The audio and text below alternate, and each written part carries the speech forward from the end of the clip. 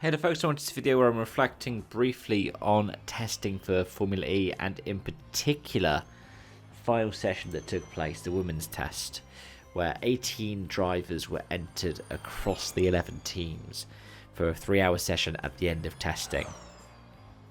I've talked about this a couple of times across the channel, but in terms of the drivers who were entered in, you can see some drivers who you probably know if you've followed back from W Series days or beforehand, such as Jamie Chadwick, who I'd seen first compete against Lando Norris in Ginettas, as well as people who are up and coming right now on things such as the F1 Academy circus, such as Abby Pulling.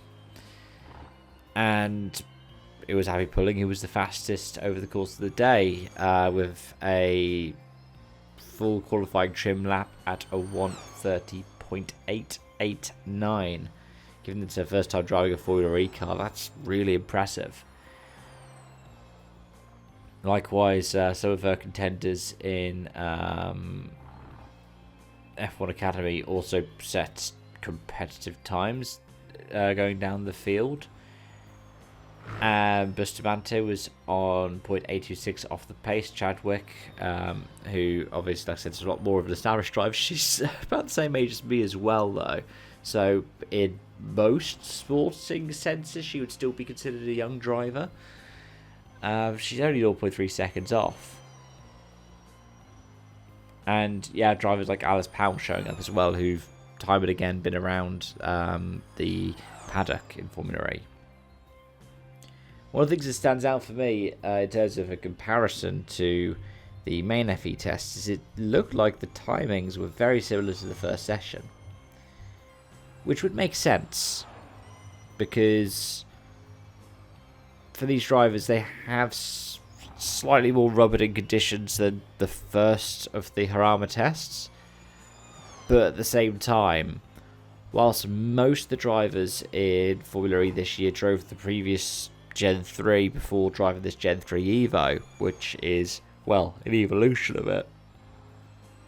Most drivers involved in the women's test did not have that experience. At the very least, did not have race experience of a Gen 3 car. So it makes sense to see a bit of pace discrepancy.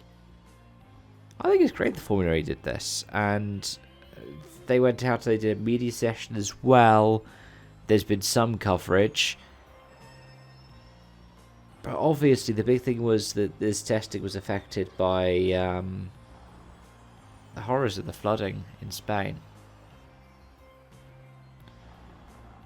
And we continue to think of those who were affected by the floods.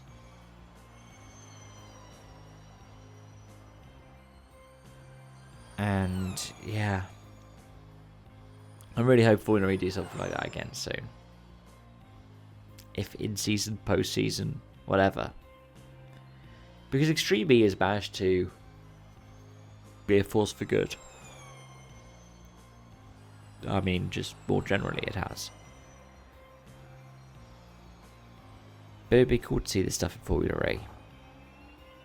It's cool to see this as a dedicated test, because it goes some way to helping with representation in motorsport. I mean, someone like Jamie Chadwick's just been a winner in Indy Next.